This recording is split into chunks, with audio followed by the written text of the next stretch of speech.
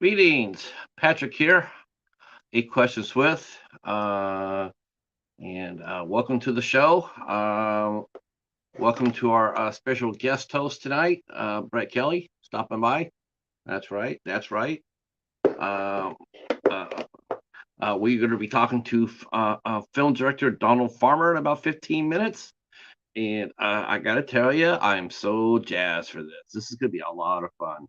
Uh, I have been I have been wanting to talk to Donald Farmer for a long time now. Um, Probably ever since I first came across and got the Shark Exorcist. Uh, hey, Stephen. Hey, Jaden. How are you? How's everybody? Um, I'm very excited to talk to Donald Farmer today because, like I said, I got Shark Exorcist from Wild Eye and I reviewed it, and yeah. So, I mean, it's made from love. It's a fun movie. It's fun. It's bulletproof, right? Really how I describe movies like The Shark Exorcist or Ouija Shark 2 or whatnot. They're bulletproof. I mean, you can be high and mighty and sit there and say like, "Oh, that's some bullshit." Or you can just sit there and embrace it and say, "Yeah, okay, it's goofy, it's silly, it's made on $212. $212 for this bad boy, right?" And yet it got a sequel. And Shark Exorcist got a sequel as well. Hi, Steven. How are you? Glad you're here. Glad you're here. We are talking with filmmaker Donald Farmer here in about 10, 15 minutes or so. Anthony's now up to 775, and he's going to the Universal Studios tomorrow. Anthony, if you see Ron DeSantis, please throw a pie in his face for me. Um, so yeah, I reviewed it. I actually got asked to review it. Um, I got asked to by one of the producers, who has actually turned out to be a very sweet young lady named Elaine Huntington. Elaine has been on the show before. In fact, a lot of the people I've talked to, I've actually gotten through Elaine. Elaine has been very much a big supporter of the show. And any chance I could get to talk to anybody she recommended, I definitely, yeah. When I got a chance to interview Donald Farmer, I jumped on it with both feet. Um, I would definitely say this is one of the one, you know, Donald and the real Brett Kelly. I would love to talk to. Of course, I'd like to talk to Mark Polonia too. But of course, if I got Mark Polonia before Steven from A House of Horrors, that would mark the end of the world. So that's probably not going to happen. But I'd love to talk to some of these directors that have made some of these movies that are just there's just so much fun to talk about, right? The term so bad that they're good. I mean, it's just, you know what? They love for the craft, the love for the movie. You got all types. You got Donald, you got Mark, you got Brett, you got the mighty Todd Sheets, another person who I love to talk to. Um, who make these movies, and you just gotta love them for it. Loves that someone actually went out there and made this movie, and and you get a chance to watch it. Now, I'm not gonna sit here and tell you, because that wouldn't be right of me. I'm not gonna sit here and tell you that I love all these movies and I embrace them all. I don't. I don't. I mean, that would be very wrong for me and be very distruthful. Some of these movies are so bad, and they're not always so good. But I still like the fact the idea they were made. Those that I like, because you know what? Without those movies being made, we don't get a chance to have a show like this, or we get to talk about it and get to discuss it and discuss what the director went through, what the producer went through. I know that Shark Exorcist took a long time to make. Um, I don't care if you don't like the movie at all, but you best respect that the fact that it took him 5 years to get this movie made, if I'm not mistaken. Um, so I mean, I respect that, and I got to talk to Donald on the phone before the show, and wow, what a really nice man he is. Really, really nice human being. Um, we're gonna have fun tonight. It's gonna be fun. It's gonna be gentle. It's gonna be cool. We're gonna have we're gonna have fun. Um, and we're gonna talk about some of those other movies he's got coming up, including one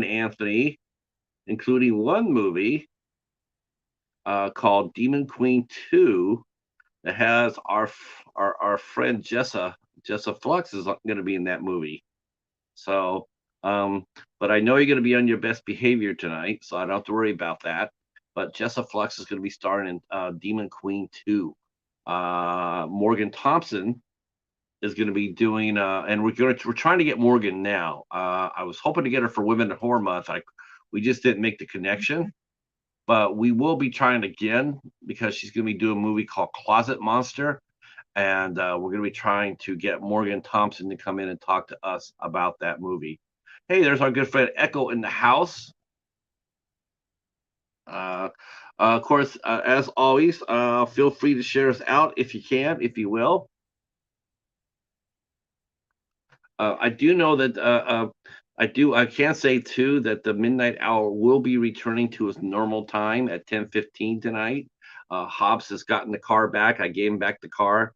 I hijacked it last weekend, and we had me and the cheetah and the crew. We had a blast last weekend, last Thursday. But we gave back the car back to Hobbs.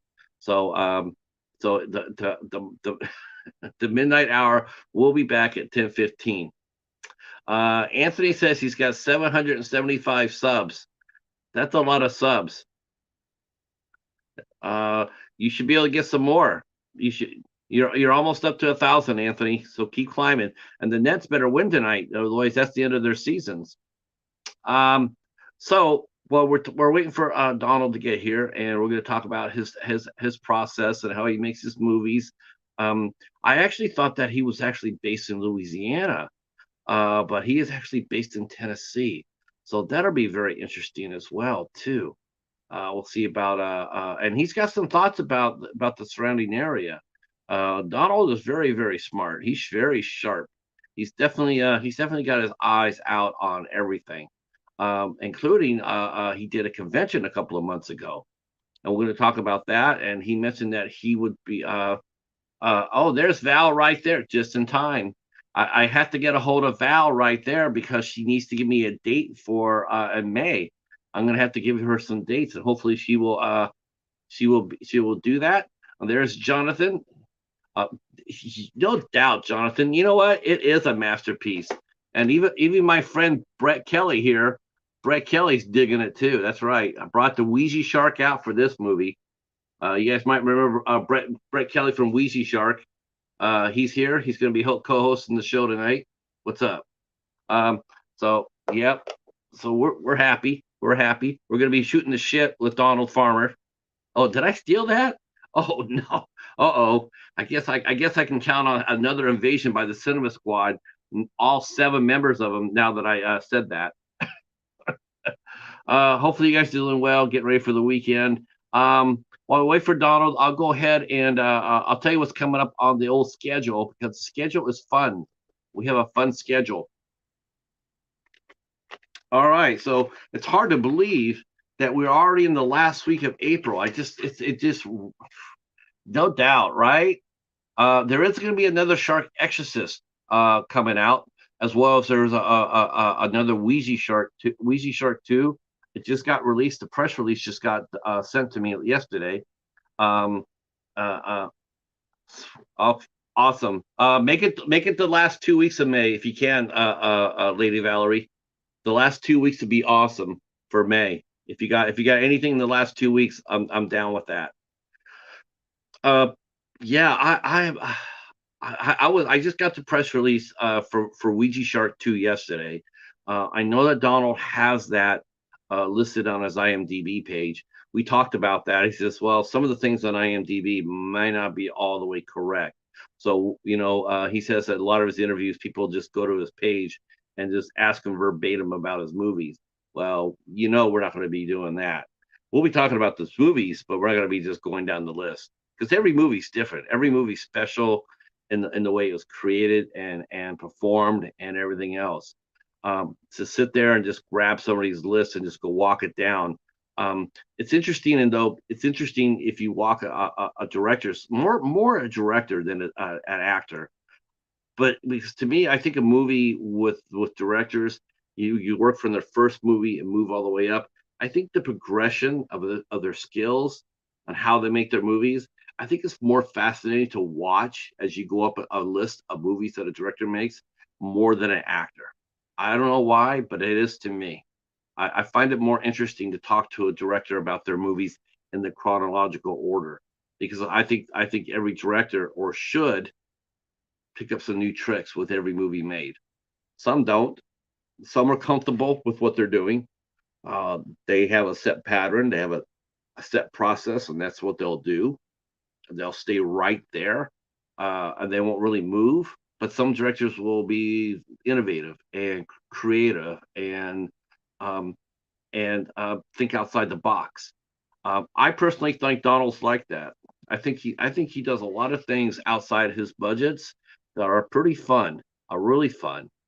And we're going to talk to him about that right now because he is here, and we're going to go get him, and we're going to go talk to him. So let's do it.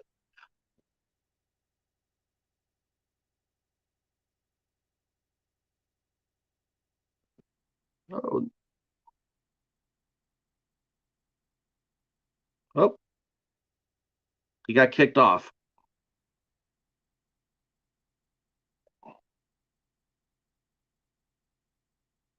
Ah, okay, he's gonna have to come back on. Let me see what's going on with him.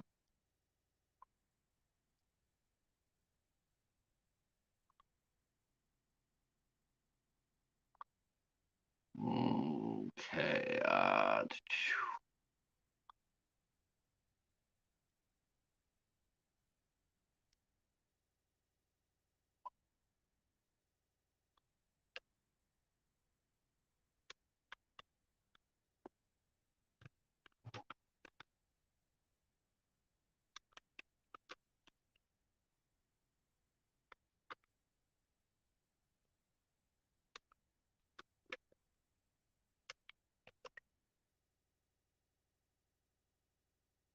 Oh, there he is. Okay. I see you. I see you. Yeah. Can you hear I me? just, I just, yeah, I just sent you an email message. I was going to say, did you need to send me the link to the Instagram? But you are here. Welcome to the show, Oh, sir. oh, thanks for inviting me. This is going to be a lot of fun. This is going to be a lot of fun. Hi, Mayan. How are you? Um, First of all, I got to let you know that I brought a co-host in. Okay. I want you to meet our good friend Brett Kelly. Oh, yeah. Uh-huh. Okay, so you remember Brett from Ouija Shark, right? Oh, sure. Okay. Shit. Now, what would you have done if I actually been had you come on and I was wearing like a priest cloth with a cross and a bottle of holy water and that shark? Hmm. Oh, well, you would have been prepared for action, I guess. That's yeah. Okay, so let me tell you, is let me my first question to you is the Shark Exorcist actually based on a true story as rumor has it? No, it was just something I like to do with meshing two genres or two titles together. And so it was basically because the 70s was one of my favorite movie decades to live through. That was when I used to go to the movies several times a week. And all through the 70s, the two most successful genre films were The Exorcist and Jaws. And I just thought it was odd that nobody had ever combined the two and made a Exorcist movie with a shark. There had been lots of Jaws ripoffs, lots of Exorcist ripoffs, but nobody had ever mashed the two together. So I thought I'd be the one to do that.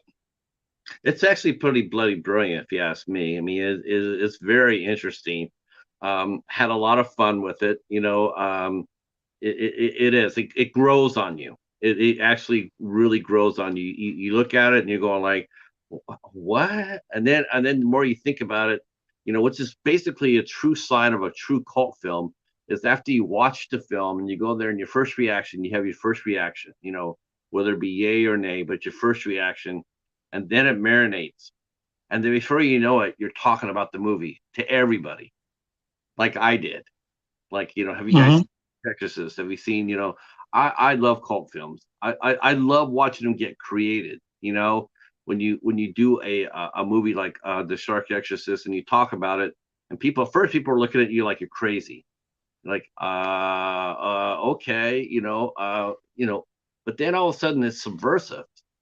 They watch it on Tubi, or they go ahead and they buy it off of eBay, and next thing you know, they're talking about it, going like, "Yeah, I saw that Shark Exorcist movie you sent me, or you told me about.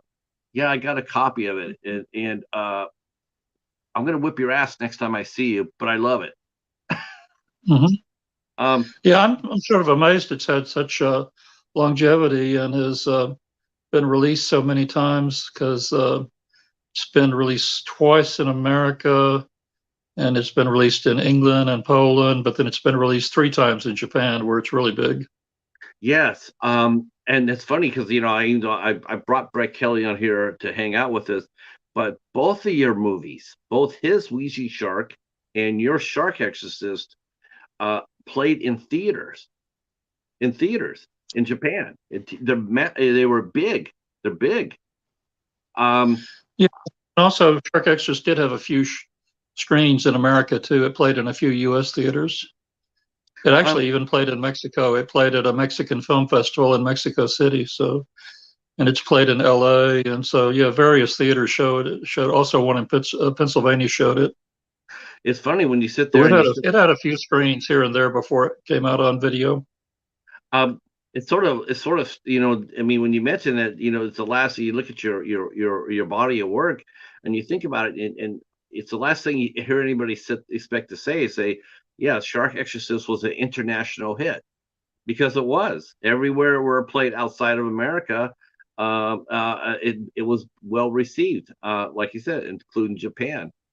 I mean, it's well, let me ask you this: as a director, are you? Do you want your? I mean, I know you're happy about the success of the film in Japan. I mean, it's amazing. Um, but does it frost you a little bit that movies like this tend to get shot down here in the States, whereas in Japan they have like more of an open mind about the movies? No, because thanks to social media, fans of these movies now can contact me directly, and I'm sort of aware now of the people that there is a core group of people that like these films. Um, when I first started making features in '86 with my first movie, Demon Queen, which was released in '87, for pretty much the first 10 or 15 years, I was working in a vacuum because there was no address or email on the video cassettes of my movies. People had, if they liked them or didn't like them, they had no way to contact me. So I was getting very little feedback, just, from only feedback maybe from people I personally knew, but not feedback from strangers. So I was pretty much working in a vacuum. Just, I knew the movies were being distributed. I knew they were in a lot of video stores, but I wasn't getting that fan feedback that you now get on social media. It wasn't until MySpace and then later Facebook that I started actually getting fan feedback from strangers in huge, huge amounts. Because before I started making movies, I edited a horror fanzine called The Splatter Times, and every issue had my address in it. So I got tons of feedback from that. I knew people like that because I got, that was before the days of email. I got actual physical letters in the mail, and I got lots of letters from fans saying how much they liked my zine. So I went from creating something where I was getting regular feedback from my audience to, once I started doing movies, I was getting no feedback at all. Just, if I would go to a video store and I saw it there, the only feedback I would get was from the video store owner, who could tell me if it was renting regularly. And, like I had a friend that worked at a Canadian video store one time, and he told me that Dan Aykroyd came in his store and rented my Cannibal Hookers movie. So, usually video store owners were the only ones giving me feedback. So it was kind of frustrating. And then when I finally did do a public screening of one of my movies, Scream Dream was the first movie I ever actually showed in a theater. We showed it at a Film Festival in Baltimore, and the audience was very, very hostile and very negative. So I just assumed everyone hated it. But now I'm finding out years later that there's all these fans that really loved it. So I couldn't have gone by the opinion of this one audience. No, no, you really can't. I'm going to go ahead and hang over to the chat for a second. I want to say hi to everybody coming in. Hi to everybody just coming in from the raid from V. Thank you so much. It's good to see you. Our friend Lady Valerie says, welcome, Donald, and thank you for coming in tonight. Agreed. I'm so glad you are here. Our friend Steven, who is a massive, also a massive fan of yours. Wild Eye Guy. I noticed he says he notices Japan a lot. The shark movies seem really popular in Japan. I think they're popular in the whole Southeastern Asia area, Thailand, Vietnam, Laos, South Korea. I think they're very popular down there, and it's funny. It's like a lot of American films do very well down over there. Why do you think the shark genre, in your case, in this case, why do you think the shark genre is so resonates? Why do you think the shark genre resonates so much in Asia? Well, destructive creature movies have been, popular since the 50s with Godzilla, and people love movies about giant destructive creatures. And but ever since the Sharknado movies became hits with Tara Reid, it seems like a shark movie has been the creature du jour that filmmakers turn to. And now because of technology and where you can easily get people to create these sharks with CGI animation, it became affordable to depict sharks in your movie. You don't have to go out and have somebody make a mock-up model that's articulated with a moving mouth like Steven Spielberg had in Jaws. Of course, that looked way better than but CGI sharks have made the sharks an accessible villain for low-budget filmmakers. Wow,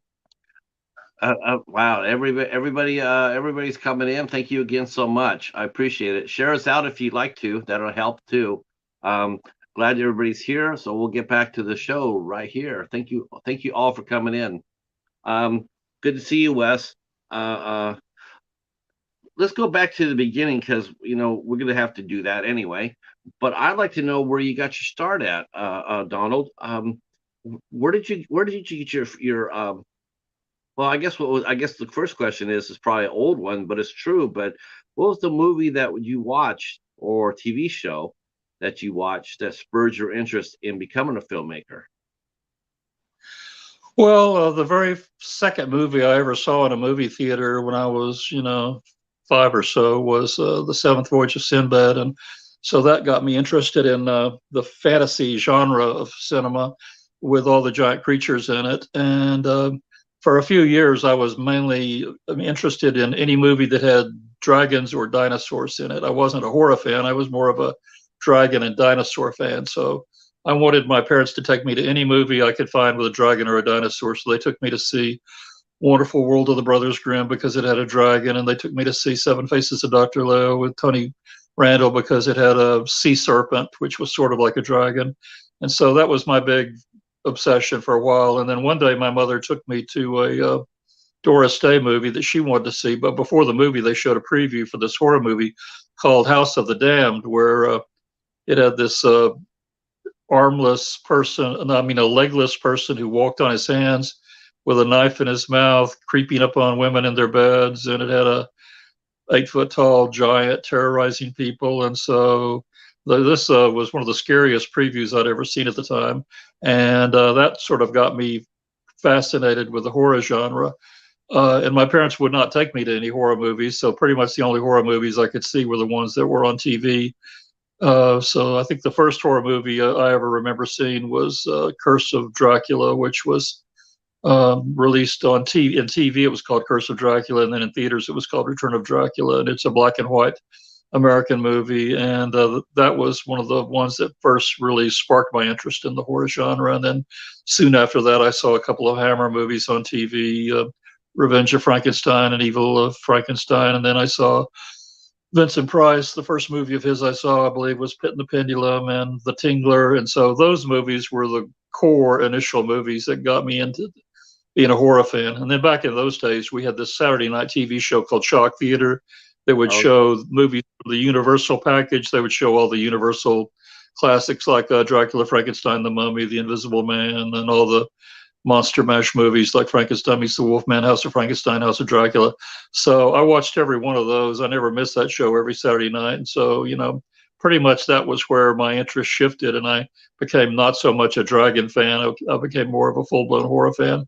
And I tried to make my first movie when I was 12 years old, but I just made a 3-minute short 8mm movie that didn't amount to anything. So it wasn't until when I made my first Super 8 short that was of any consequence. I made this short in '73, exactly 50 years ago, called called Despondent Yearning, which had a bizarre murder in it at the end.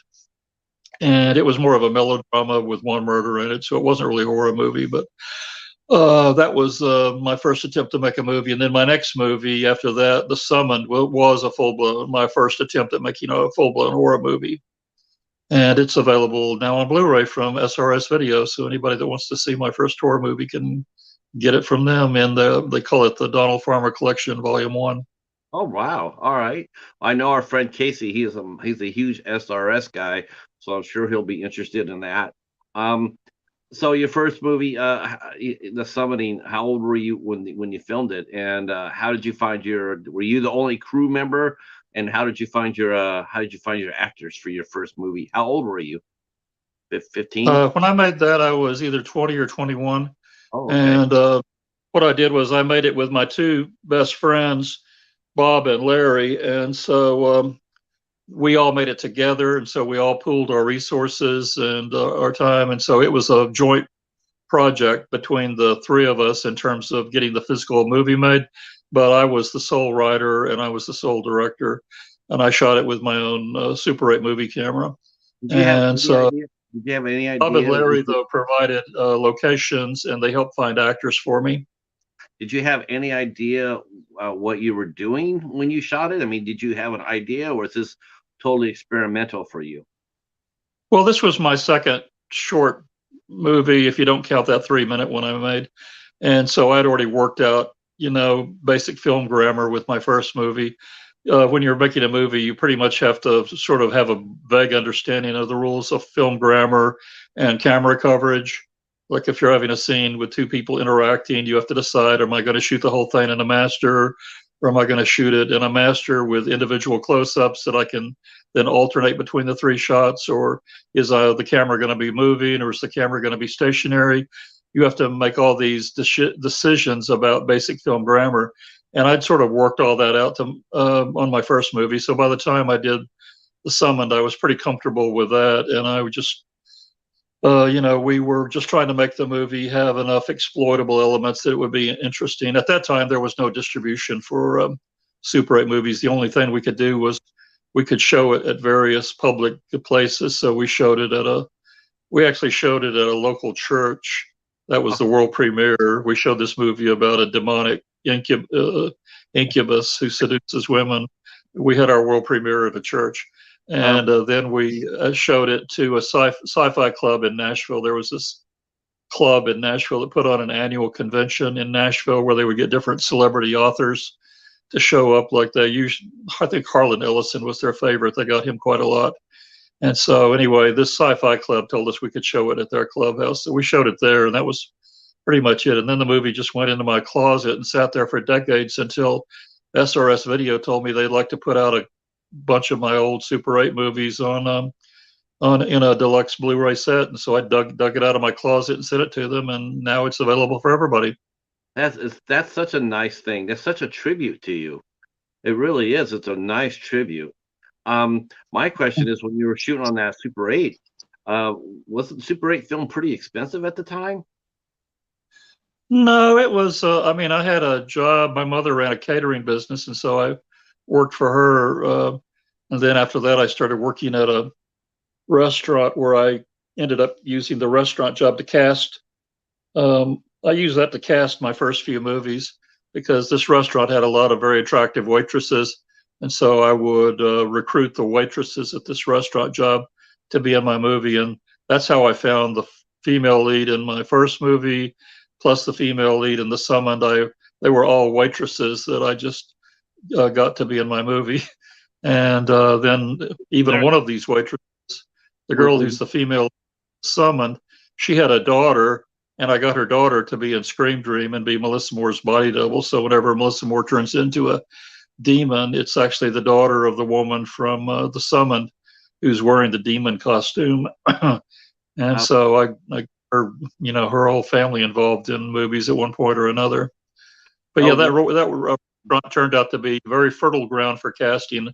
Both of my female leads from The Summoned I got from that restaurant. And then we filled out the casting by, we got Larry's wife to be in it and Bob's wife. They were both married. And so I recruited both of their wives to also be in The Summoned. And between the two waitresses and the two wives, we had 4 women in the movie. Were people, when you walked to them to do your casting, did they take you seriously at first, or what was the reaction to them when you walked up to them and sit there and say, I would always show them my first movie to show them that I'd actually made a movie. So that first movie I made, it came in handy for casting, because if anyone had any question about whether I was making a movie that would actually see the light of day, I would show them this first. I would bring my projector over to their house and show them my first 30-minute movie, the Despondent Yearning movie, and back in those days, that was all it took to satisfy them that we were really making a movie. And so they were happy to do it. In fact, after we did The Summoned, I directed a 1-act play at the local college, and the girl who was the female lead in The Summoned, she ended up being the star of my play, which I wrote and directed and starred in. Did any of your actors go on to keep on being actors? Well, Larry, who was played the main heavy in The Summoned, he plays the incubus. He didn't go on to be anyone famous. However, he had an actor cousin named Roger. Larry's name was Larry Heron, and his cousin was named Roger Heron. And Roger Heron became sort of infamous because Roger was cast as Farrah Fawcett's boyfriend in the movie Myra Breckinridge, where he gets raped with a dildo by Raquel Welch. So when you watch Myra Breckinridge with Raquel Welch and Farrah Fawcett, and you see the guy playing Farrah's boyfriend who gets seduced by Raquel Welch, that's Larry's cousin Roger. And he only did one other movie. He was like an extra in Paint Your Wagon. But after Myra Breckinridge, poor Roger never got another speaking part, and he sort of gave up acting after that. But Roger was always, we would point to him as the local success story. And in my town, Roger was the only actor that had anything bordering on success, because once Charlie's Angels became a hit TV show, just the thought that Roger had been in a movie playing Farrah Fawcett's boyfriend, that was like a huge deal. Oh, that's too bad for him. I mean, it is, that's a good segue too, because a lot of your movies, they do a lot of weird stuff. Let's just be honest. There's a lot of weirdness in your movies in a good way, but it's still sort of weird. When you write your scripts like that, do you take any considerations for your actors? Like, when you sit there and write, okay, I'm writing this person to be an evil priest. He's gonna be going around, or an evil nun, a possessed nun, and she's gonna go around like killing kids. That's her makeup, because we want to get her over as an evil creature.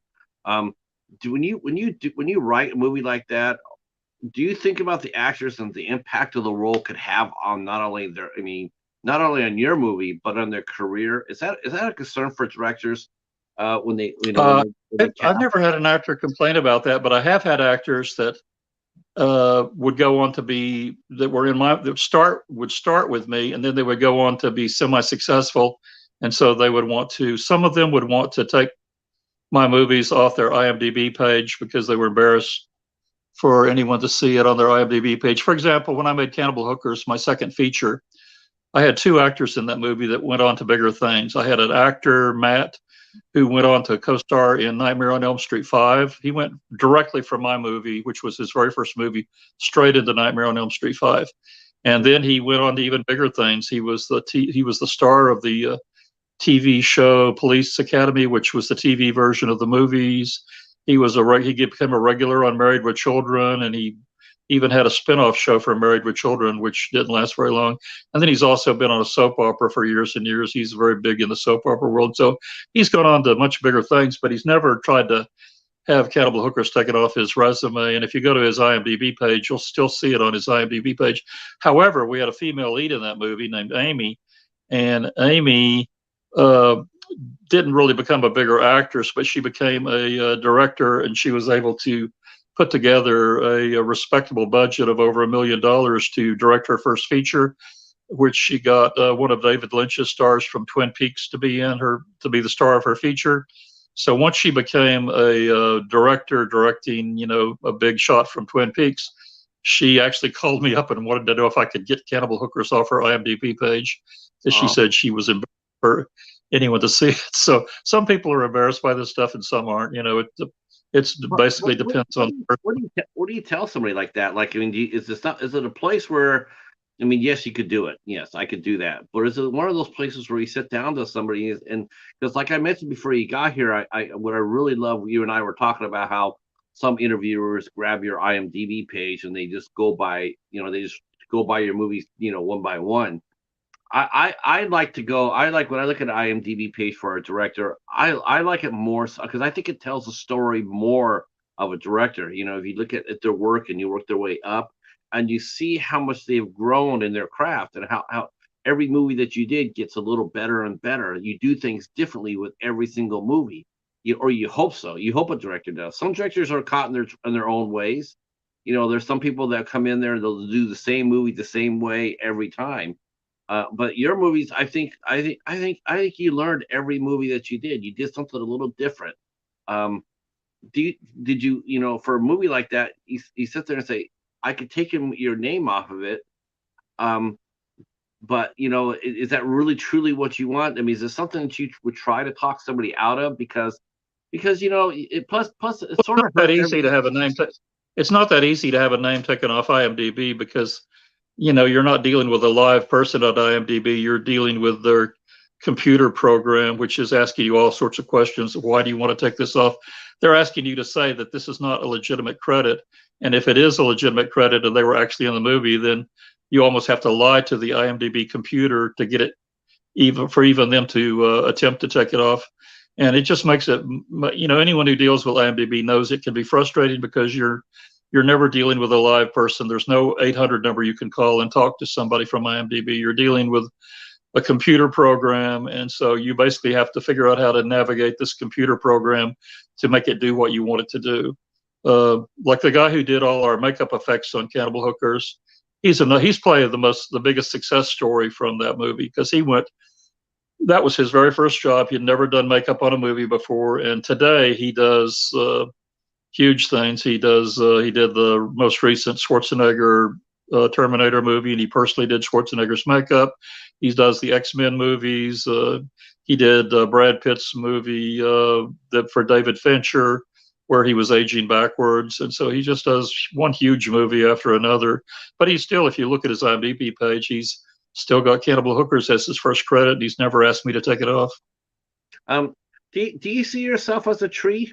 What I mean is a tree like you ever like keep this? I mean, it'd be fascinating, like say there's the 6 degrees of Kevin Bacon, but I sort of look at another way of looking at it. It's sort of like a coaching tree, like they call it a tree of coaches. But it's like this with directors as well. Do you keep track of the different people that have got their start with you? Like if you made a tree of that, how many people you think would that you would have on there of people that have moved on, whose careers you started, have gone on to success? Well, there's quite a few. I mean, I usually keep track of people that I work with a lot because I'm always happy to see people that started with me become successful. And like I said, we had 3 success stories come out of Cannibal Hookers with Brian, with Matt, Amy, and Brian. So that was unusual to have 3 success stories out of one movie. And also out of my very first movie, Demon Queen, we had a success story out of that. My female lead went on to very legit work, like she was a guest star on an episode of Miami Vice, and she was cast as the female lead in a 35 millimeter movie with a budget of over $1 million, and then she runs her own charity, and her partner in the charity is Courtney Cox from Friends. And so if you go to YouTube and type in her name, Mary Finero, you'll see all these videos with Mary Finero, the star of Demon Queen, with Courtney Cox talking about this charity organization that she runs and that Courtney promotes for her. So she's gone from, she's really gone quite a long ways since she worked for me. And I wasn't her first horror movie. She first did Tim Ritter's first horror movie, Truth or Dare. And then Tim Ritter recommended her to me. So I was her second horror movie. And then right after she did these movies for me and Tim, she just blew up and started doing huge things. So it's, she was another success story. You hear about casting directors talking among themselves as far as casting movies. I saw this person, I saw that movie, I saw that actor over there or whatnot. Do directors do that too? Do you recommend some of your directors to others? If they let's say I saw Shark Exorcist or Demon Queen 2, and I called you up, I'm going like, yeah, my name is Joe Smith. I'm looking at your movie. I'm looking at your cast. There are some really good actors there. Would you recommend them? Is it okay for other directors to recommend and to suggest, or do you sit there and say, the casting director did it, and here's her number? No, I've never really had much of that, but if anyone did, I would have no problem recommending actors.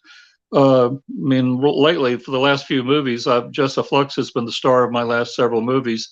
We're about to do our fifth movie together, and her career has totally blown up in the last few years. When I did Cannibal Hookers with her, that was her first lead role in a movie. All she'd ever done before was a cameo appearance in another film. And now she's just constantly working, doing one movie after another. She seems to have another movie. She doesn't usually go more than 2 months without a new movie. So it's really great to see how her career has just totally exploded. And we have quite a few people from my last movie, which comes out next month, Debbie Does Demons. All three of our lead actors, her, Jessa, Morgan Thompson, and Angel Bradford, all three of them are just incredibly busy now. Yeah. And just doing, they all seem to be doing 6 or more movies a year. Jess is gonna have to make a decision pretty soon, won't she? She works two careers. She's gonna have to make a decision, I think, about now. When I made my third movie, Scream Dream, I cast Melissa Moore, and she became my regular actress for a while there. Back in the 80s, Melissa Moore was to me what Jessa is today. She was my regular female lead, and I put Melissa in Scream Dream, was her first movie. So she started with me, and then after that I put her in Vampire Cop, and then after that I got a fairly decent budget. I raised $250,000 to do a murder mystery movie, and so after Melissa had done these 2 dirt cheap movies for me, I thought I would, pay her back by putting her in my big budget movie, Compelling Evidence, with Brigitte Nielsen and Dana Plato. So it was nice to be able to put her in that and let her be in a movie with a decent budget for a change. And but then after that, Melissa went out to California, and she just really blew up. She started doing big movies for Jim Wynorski, 35 millimeter theatrical movies for him, or movies that were getting big cable TV distribution on Cinemax and different channels. And so she sort of got so busy working out in California that she became, that happened. She became too big for my budgets, and I basically got to the point where I couldn't even afford her anymore. So that's a good thing. It's always great when an actor becomes so successful. If any actor of mine becomes so successful that I can no longer afford to hire him, that's actually something good, because I love to see my stars getting more and more popular. In fact, the biggest example of that would be Ray McKinnon, who co-starred in my movie Vampire Cop. When I hired him, I paid him like $75 a day, and he was a total unknown. He had only done a bit part in, he had 1 or 2 lines of dialogue in Driving Miss Daisy. But then after that, Driving Miss Daisy won the Oscar for Best Picture of the Year, because he had a line of dialogue in the Best Picture of the Year. He was able to get a very powerful LA agent, and this powerful LA agent started getting him major work. And now he's just done one huge thing after another. I mean, just last year he was in Ford versus Ferrari with Matt Damon. He's been in Oh Brother, Where Art Thou, where he has a fight scene with George Clooney. He's in Apollo 13. He's in Bugsy with Warren Beatty. He's in A Perfect World with Clint Eastwood. Just one huge movie after another. He's worked with Jodie Foster. Just it's like a a list of the A-list in Hollywood who Ray has now worked for, and now Ray is considered one of the top character actors in LA. So it's amazing that there was ever a time when I was able to afford him for one of my movies. Now there's no way I could afford him now. He's No. just gotten too big. But that's great. I Um, love to see people have their I, careers explode like that. I do too. And I'm Like I proud said, that I'm like I said, I'm really happy. I mean, this is exciting. I mean, um, to me, it's like it's sort of fun to watch. I don't know what Jessica will do, because her crossroads is different. From Angel. I don't know Morgan, but I know Angel. Angel started out as a special effects. That's where she got her start. She's doing her special effects, and then Mhm. she just started doing more and more acting. And now she's got like over 40 credits in acting, and she's got like 6 movies where she's done the credits. Um, but Yeah, she's getting ready to do the movie Crack-Coon. yeah, So it's sort of a raccoon version of Cocaine Bear. So that's a movie I'm really excited to see. And I'm Jess, I excited to believe, is see going to. that. Oh, Jess is going to be in that one too. And there's Meth Gator too. Don't forget about that. We got some questions for you here. Uh, our friend V asks you, where in the world would you love to film if money was not an object? Is there a location a dream location you would love to shoot a movie at? If so, what would it be? Well, for What? years, my dream location that I wanted to shoot a movie at was Paris because I love, used to love going to Paris. And then I ended up finally being able to do that in the year 2000, where uh, EI Video was able to offer me a deal that would make it financially feasible to shoot a movie in France. And it was a deal where basically what they would pay me would just barely cover my costs. So there wasn't going to be any profit involved. But I just looked at it as a paid vacation to Paris. So as long as my principal expenses, because when I filmed in Paris, I basically had 4 airline tickets to buy. I had myself plus my 2 actresses from New Jersey, Erin Brown and Tina Kraus. I had to fly all 3 of us from America to Paris. Plus, I had to fly another actress from Budapest to Paris. So just the cost of these 4 airline tickets pretty much chewed up the vast majority of our budget. And then the cost of our Paris hotel room for the cast, we had to get 2 hotel rooms for me and for the cast, and that pretty much took care of the rest of the budget. And so, but yeah, we did get a deal with EI that just sort of covered those costs and allowed us to basically have a nice free vacation where we had fun in Paris shooting this movie. And so that was pretty much my dream location, and I was glad that I was able to finally shoot there. Um, let's see. V mentions that you are a lucky winning lotto ticket. I agree. That's what I mean. It's like the cradle of coaches. Basically what it is like there's a football coach named Bear Bryant. You being in Tennessee, you know who Bear Bryant is, and Yeah, from Alabama. Yeah. right, and out of his tree came all these different coaches, and they all went on to do many and various wonderful different things. And it's sort of like I'm seeing this here with you. It's like I know now that I'm thinking about it, I know that's exactly what's going on because I was actually thinking about Elaine Barrett, Huntington, who I met, which is how you and I ended up meeting because she came to me and she asked me to cover Shark Exorcist, and I interviewed her. And I'm hearing you talking about all the different people you careers you launched. How many people actually call And you? Elaine is actually, I've done quite a few projects with Elaine, and she's incredible. Anyone who's casting a movie should always consider Elaine. And then also she's very good behind the scenes too. She's produced movies with me in the past, and she's going to be a co-producer on our next movie, Demon Queen 2. So, she's very good in the logistical aspect of scheduling and organizing a film shoot. And she was very helpful in that regard because she did quite a lot of the behind the scenes work on Shark Exorcist, shooting material for me, helping me find locations. Quite a lot of Shark Exorcist was filmed in New Orleans, where she's based at, and she found all of our New Orleans locations for us. She also did casting for us there, so she's a huge resource that I'm very grateful to know her. Yeah, she's supremely talented. Very, very talented, very warm human being too, very gracious. So definitely, I can see that. But it seems like pretty much all your cast members are.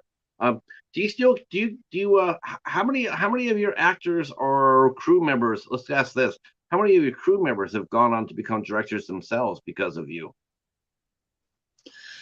Well, my biggest success in terms of a director, but somebody who was an actor who became a director would be Ray McKinnon again from Vampire Cop. Because in addition to becoming a huge actor and working with all these huge stars like Clint Eastwood and Kevin Costner and Jodie Foster and Warren Beatty and Matt Damon, he also became a director. And the very first film he directed, he got his feet wet by directing a short, but his very first short won an Academy Award for Best Live Action Short Film. So he won an Oscar for his very first attempt as a director.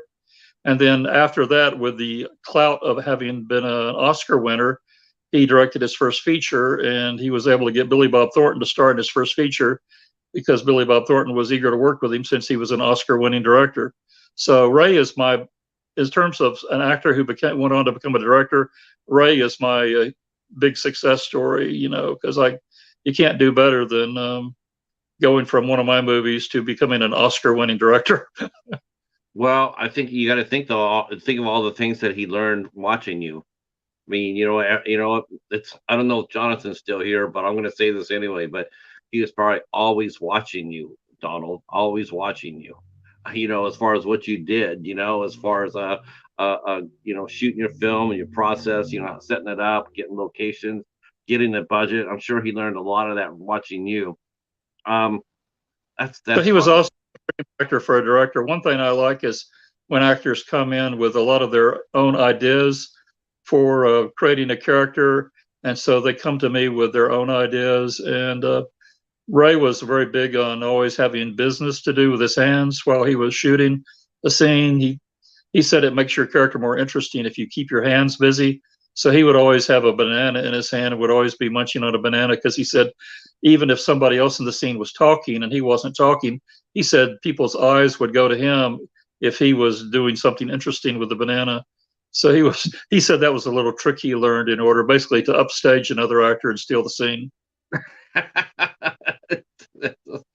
Yeah, I think I did that too. You know, when I noticed when I introduced Brett, you know, he's stealing scene from me. So yeah, I get that. I get that. I get that. Um, what's been your best movie so far? What's been your best movie so far in your opinion? I know a lot of people, Uh, a lot of directors say my next one, but you know what? I think you have your own personal favorite.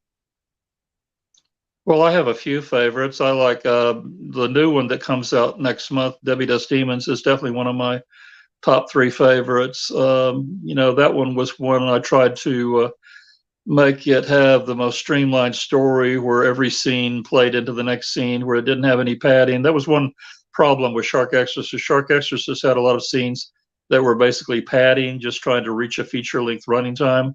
Because when Right. we did the first edit of Shark Exorcist, it wasn't feature length. So we had to go in and shoot a couple of scenes that were basically padding scenes, like the scene with the bikini girl being spied on by the pervert by the lake and stuff like that. Those were basically padding scenes that were not that essential. And so with this new one, I tried to make sure there were every scene was an essential scene. Every scene was a building block of the plot that moved the plot forward, and not a single scene in the movie could be accused of being padding. That's something I'm really happy about with that. And also, all the actors, you know, just went above and beyond and did a great job. Then one of my other favorites is Compelling Evidence. That was the first time I had a really decent budget of $250,000.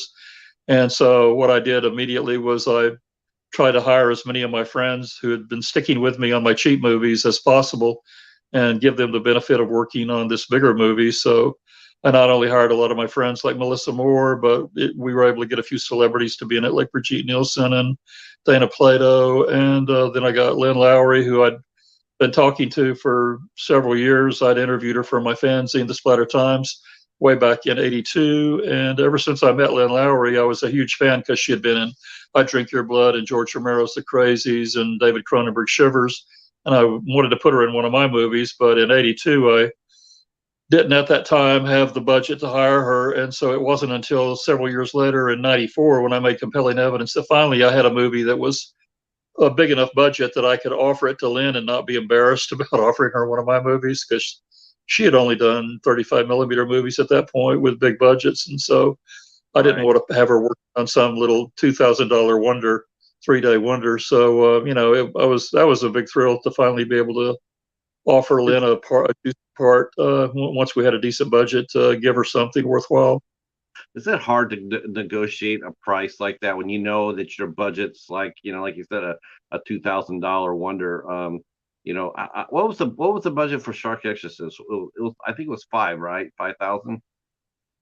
Yeah, in that general ballpark. That was a very stretched out shoot where we Yeah. were shooting part of It that took for 5 over years a for you 2 year to finish period. that movie, right? So a lot of the budget for that was travel costs for traveling to New Orleans and staying in motels while I was shooting down there.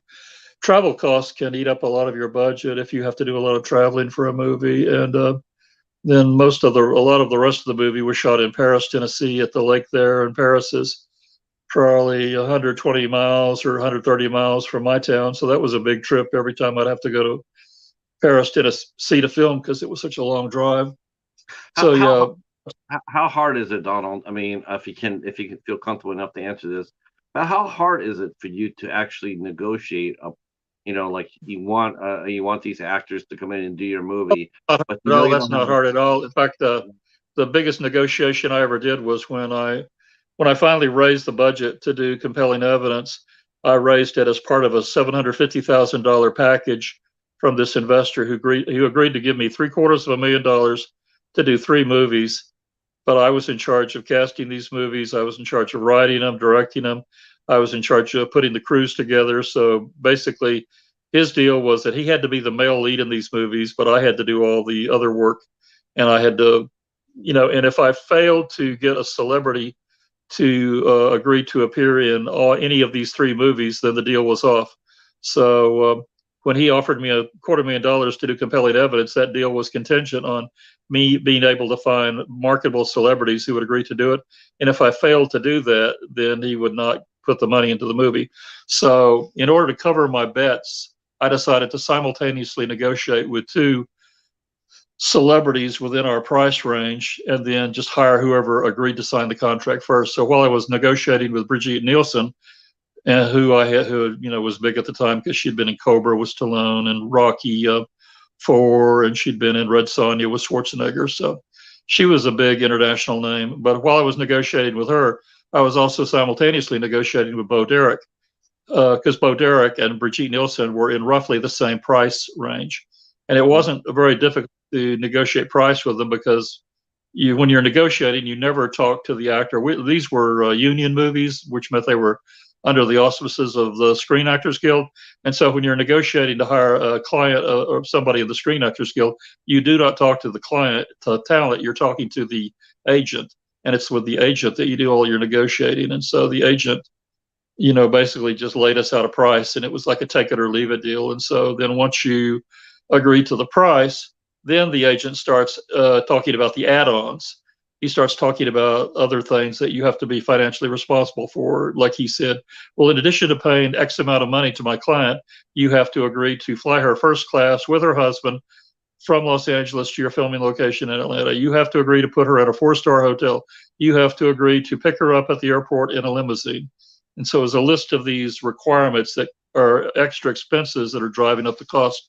And then the Screen Actors Guild had their own requirements. They said, if you're going to hire these people for X amount of money, you have to give us a budget breakdown of how much you're spending on every actor in your movie. They all have to be Screen Actors Guild members or union eligible.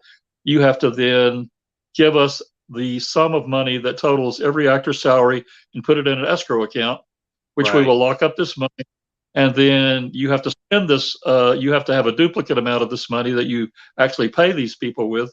Then once you have proven to us that you have paid all your actors, then we will release your funds in the escrow account and give you your initial funds back.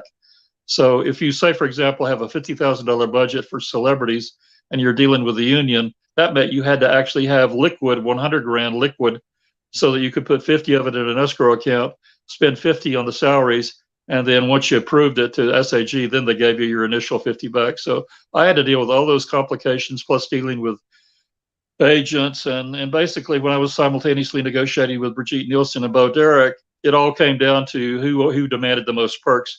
Bo Derek was demanding a few more perks than Brigitte was. So that's why we ended up signing with Brigitte, because she was maybe one or two perks shy of what Bo was demanding. Right. Yeah, her husband John was notorious for that, controlling her career. I think he pretty much ruined her career with Yeah, I his. only talked to her agent. Yeah, just her Screen Actors Guild agent is Yeah. the only person I talked to. Mm, Some yeah. other people, though, some other people I talked to for my next movie, when we did the second movie in this $750,000 package, I initially tried to get Natasha Kinski, but I couldn't even get past the first 5 minutes talking to her agent. So her agent really played hardball. As soon as I told Natasha Kinski's agent, he immediately wanted to know what our budget was. And when he found out our budget was $250,000, he immediately ended the conversation, said she does not do movies in that budget range. So that was the end of the conversation. Yeah, that You happens. ideally don't want to have to tell a client what your budget is, because to most major stars or even mid-range stars or even C-list or D-list stars, $250,000 is a very poverty row budget. Although to me it's a fortune, but to a lot of these stars that's a cheap budget. If they're used to doing nothing but multi-million-dollar movies, then they're going to look down their nose at your lowly $250,000 budget. I And mean, many of them will look down their nose at it. So you have to be prepared to deal with that. well, now, I mean, now you know that now. I mean, you know that if you have a certain amount of budget, like for Demon Queen, you have a certain amount of budget. You know that you're not going to go after like a Bridget Nielsen, though you probably get her today now. But I mean, you stay within your budget, right? I mean, you don't Yeah, you, you sometimes we avoid can get that. people that have little name value, and you can get them ridiculously cheap. I produced a movie called Demented, where we got David Bowie's ex-wife Angie Bowie to be in it, and we gave her an amount so ridiculously low, I'm embarrassed to say what it was, but and her name really didn't help with sales or marketing of the movie. It was just a curiosity factor that we had David Bowie's ex-wife in the movie, so I just thought it was interesting that we were able to get her.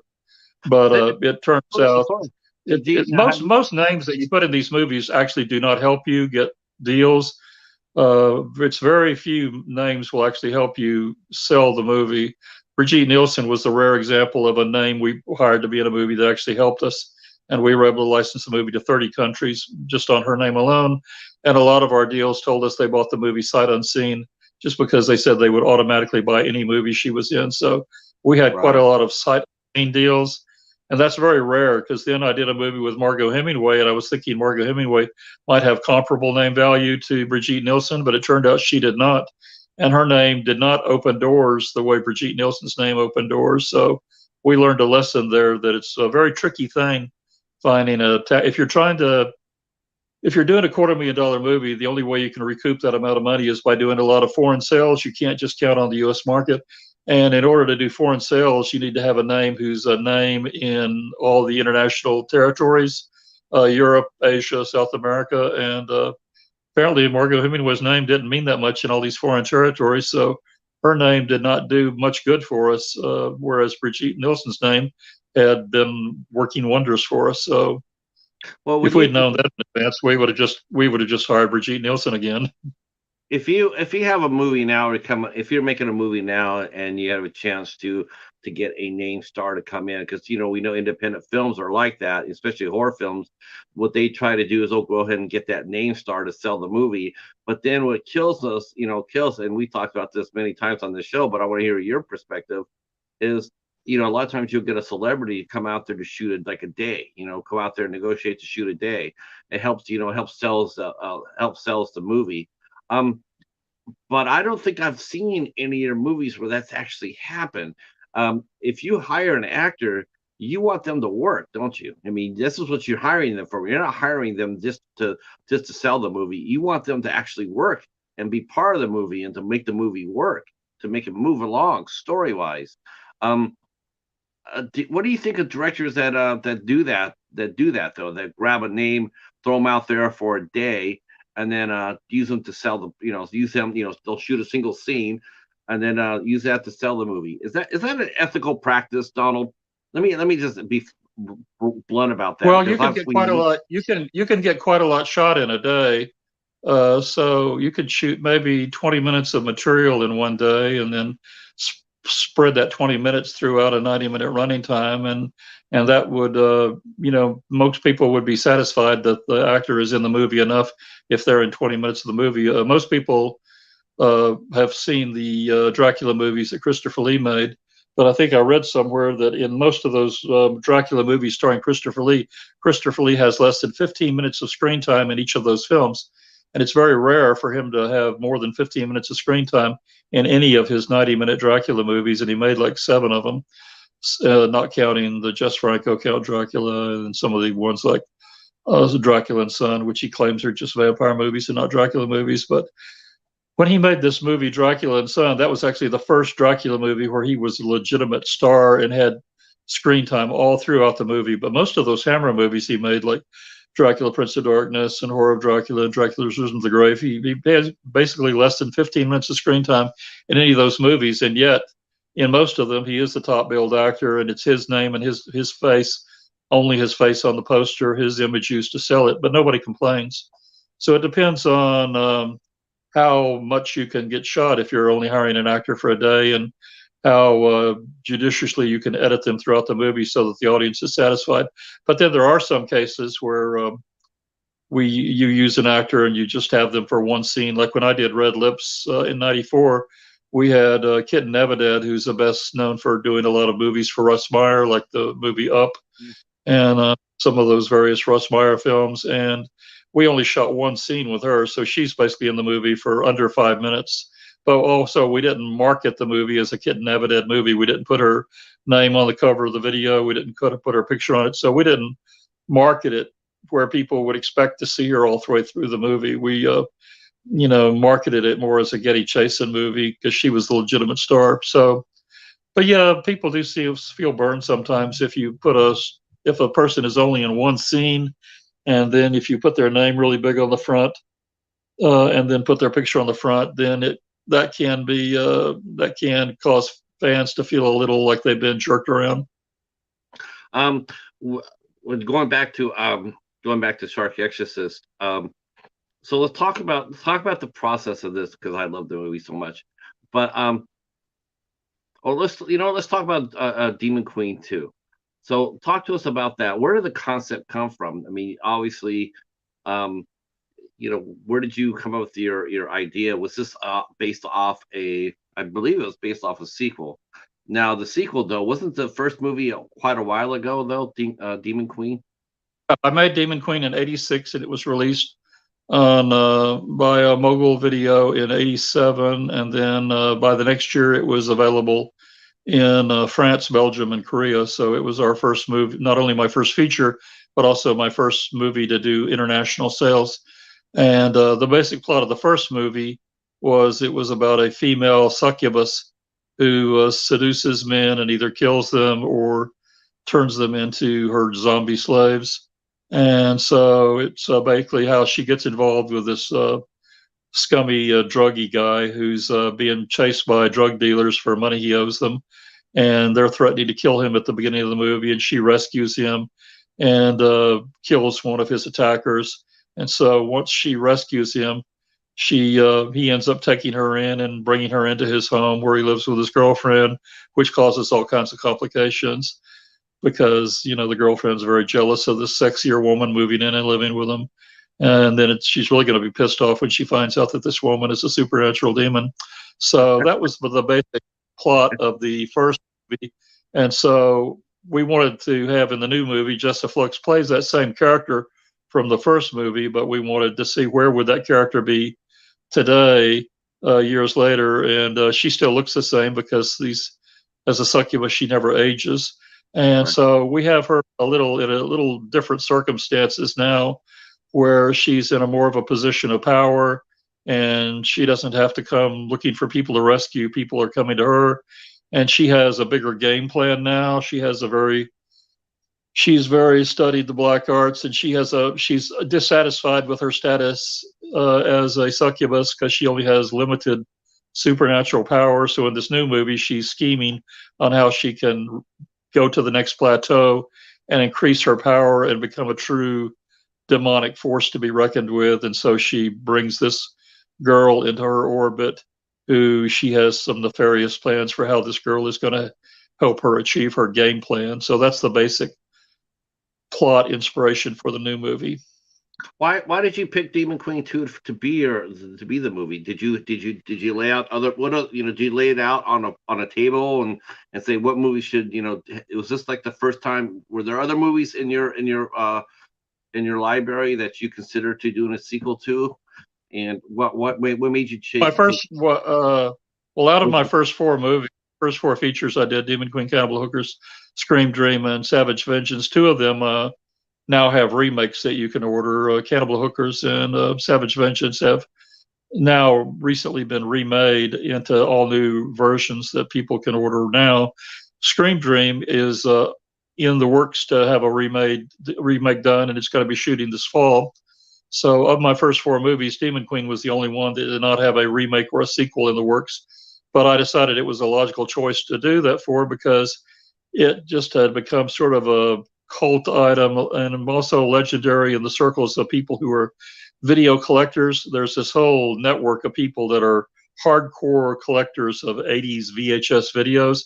Okay. And the original 1987 Demon Queen in the Mogul video box is just going for hundreds and hundreds of dollars on eBay. I've seen it priced for like $600 and up. So, it's become one of the most sought after 80s videos among people who collect that. And there's this huge subculture of people that are fanatical collectors of original 80s videos in the original boxes in hopefully pristine condition. So there's been a lot of interest in Demon Queen because of this. A few years ago, Demon Queen was released on a double feature DVD with my other movie, Savage Vengeance, but that double feature DVD was only released in Europe. So there's various reasons why I thought it would lend itself to a sequel, and also because the plot for it formed in my mind fairly quickly, and I could see where I would take the character. And also I like the idea of having just one female antagonist in the movie. It makes it logistically simpler to shoot than a movie like Cannibal Hookers or Chainsaw Cheerleaders, where you have a whole squad of girls who are the villains in the movie per se. Because when you cast a movie and you need to have 3 or 4 villains, that means you have to have 4 actors who you can depend on to be on set a certain number of days, because all the scenes need to have all 3 or 4 girls.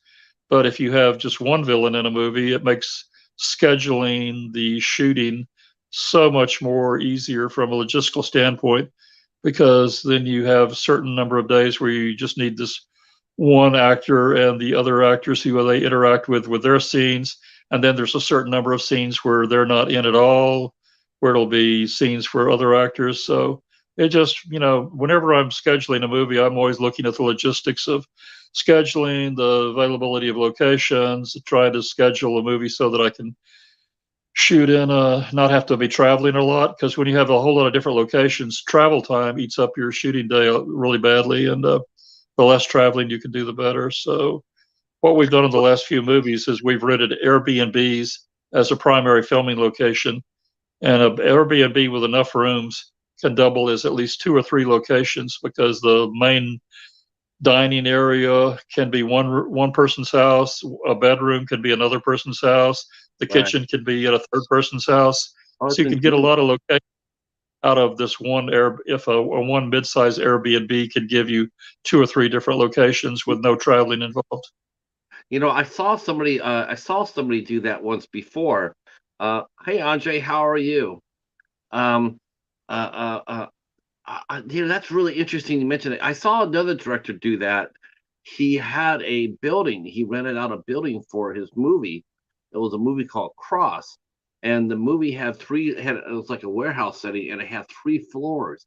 And he used that one building for all his interiors. It was amazing. It was like, when he's doing the commentary, he was saying that. He was saying that, every room was made up to show a different type of building. And you know what? Unless he told us that during the commentary, you never would have known. It was an absolutely brilliant stroke to be able to do that. So that makes a lot of sense. That's smart. I mean, I've That's done really movies with smart. quite a lot of different locations where a great deal of traveling was involved, and whenever I've done that, it just eats up time like nobody's business. I mean, when I was shooting Compelling Evidence with Brigitte Nielsen, we wanted to have one central location, but it had to be a mansion because Brigitte Nielsen's character in my movie was supposed to be a very wealthy woman. So my producer allowed me to rent this Italian style villa in Atlanta, which cost us $2,000 a day to rent. So we rented this house for 2 days for $4,000. And that gave Brigitte Nielsen a suitably luxurious looking house so that it would sell the idea that her character was a wealthy woman. And then when I made Cannibal Hookers in Los Angeles, I needed to have a really creepy looking place that all the hookers could live in. And I really hit the jackpot because a friend of mine was connected to the director Ted Michaels, who directed Astro Zombies. And he knew that Ted Michaels had this mansion in the Glendale area of Los Angeles, which was sort of a cross between a mansion and a castle. And he told us this house even had a torture dungeon built into the house with manacles on the wall and jail cells where it looked like a medieval torture dungeon. So he said we could rent this house. He said he was the caretaker of the house. And he said we could rent this house for $75 a day, which was just ridiculously cheap to rent an entire mansion for $75 a day. So we did that to get this house for Cannibal Hookers, which was a great, great location. There was a downside to it. The downside was when we got into the house, we found out that squatters had been using it. And so the place was just a mess. There were dirty mattresses on the floor and junk garbage all over the floor where squatters had just trashed it. So before we could even film in there, we had to start cleaning up the house and basically move all the trash to the far wall where the camera would be set up so that everything that would be in view of the camera would be clean. And so we just moved all this stuff, and had to bag up a lot. So we had to spend an hour or two just everybody pitching in, cleaning up this place so that we could film in it. But then once we got it suitably cleaned up, it was just a dream location. And sure, just like my friend had promised me, there was a torture dungeon built into the house. So we used that for one scene, and there was a huge giant ballroom and just great location. So yeah, that was just one of those dream locations. I don't think I could ever get a location like that again for something like $75 a day, because this house was a bigger house than the house I rented for Brigitte Nielsen, and I paid $2,000 a day for that house. So this house, this house was just one of those once in a lifetime bargains. I'll probably never get a bargain like that again. Now, are you feel you now? I was surprised to find out that you were based in Tennessee, because I had assumed, since I thought that you were with down in Louisiana. I thought you were New Orleans based. No, I filmed a lot of Shark Exorcist in New Orleans with Elaine, and then we filmed part of Cannibal Cop in New Orleans.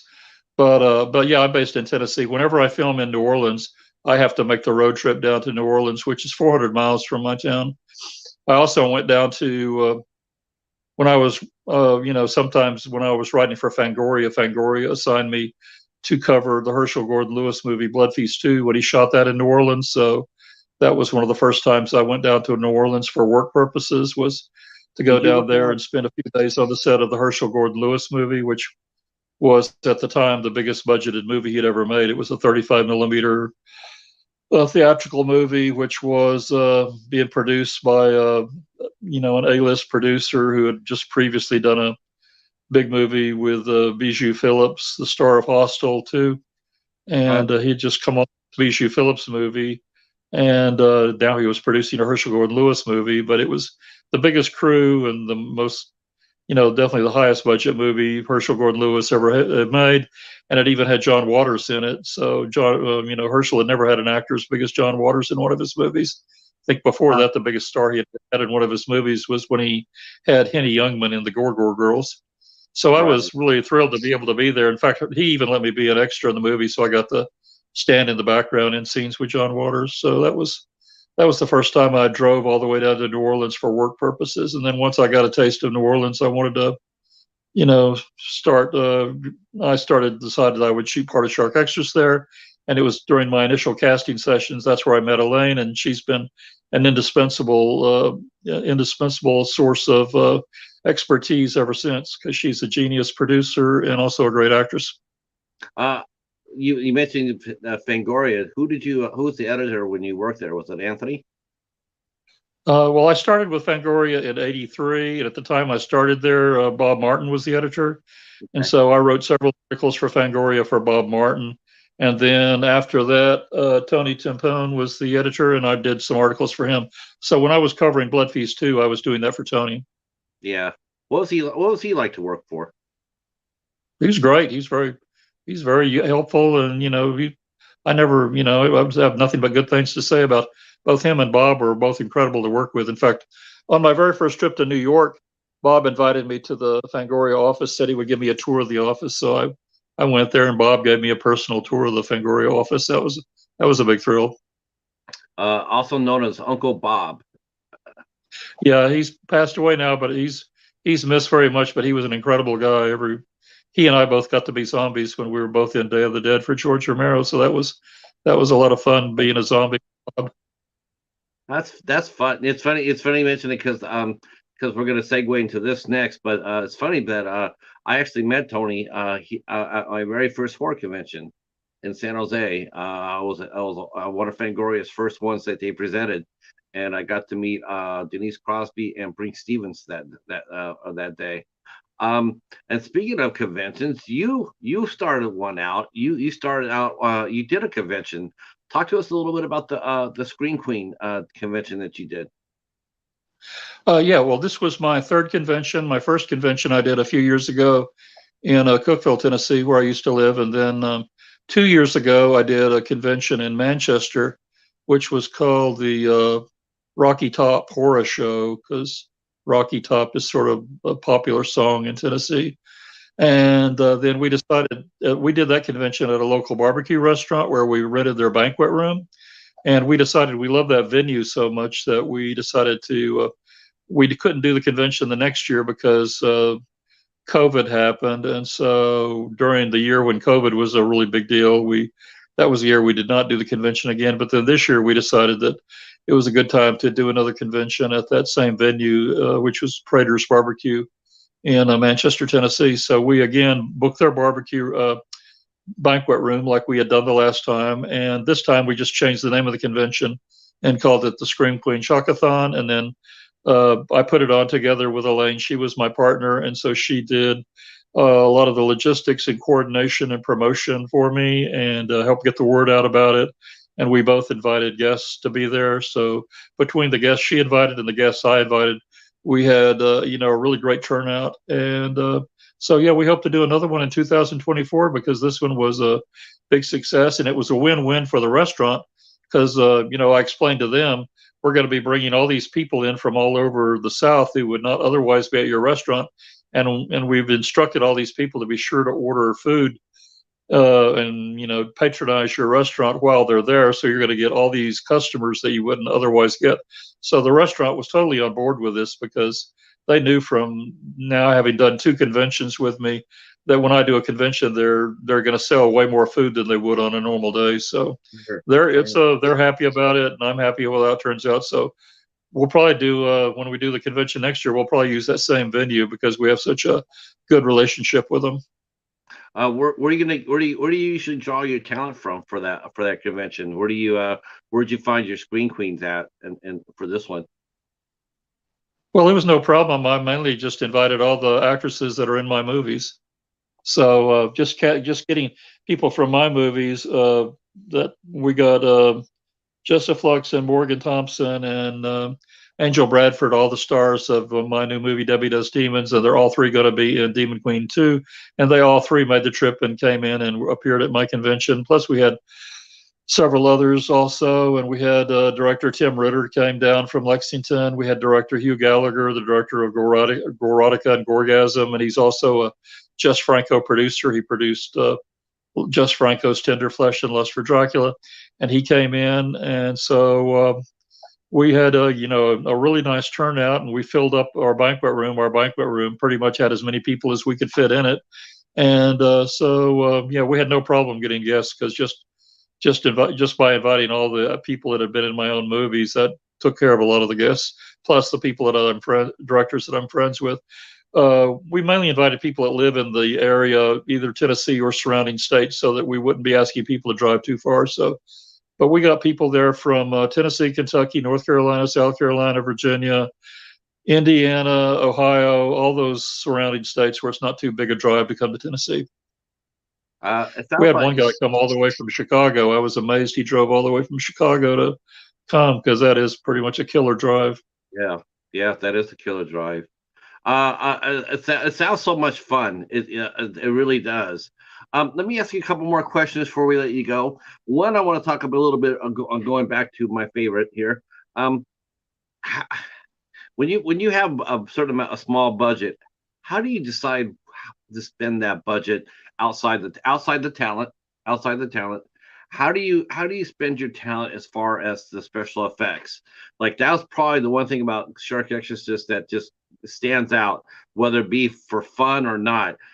But it definitely looked like it was just like he ran out. It looked like he just like there was nothing left in the bucket. You know, there's no money left in the bucket. So how did you create the effects for Shark Exorcist or any other movie like that? What would you tell a director that was down to his like last $500 and he could either spend it on a location shot or special effects? What would you tell them and how to spend it? What would you advise? Would you go ahead and try to get the Well, in best? most cases, most locations can be obtained for free. And ideally, if you don't want to have the expense of renting an Airbnb, then the next choice is to rent to film in either your house or cast members' homes, in Oh, which yeah. case you'll poll all your cast members and see who has a house that's available. I don't really like to do that. I've done that in the past. In many of my movies, we would do that. In Cannibal Hookers, we were filming in one of my actresses' homes, and we filmed in friends' homes. I know one of our actresses let us film a big scene in Cannibal Hookers while she was having her boyfriend over for a heavy date. At the time, she was dating this guy that she told us was Peter Falk's manager. I don't know if that's true or not, but she told us that she dated Peter Falk's manager. So we had our actors come over and we set everybody up in the living room to film this scene. And then Peter Falk's manager shows up for the date with this actress of mine. And so he and her go off into the bedroom while we're filming, and we try not to disturb them.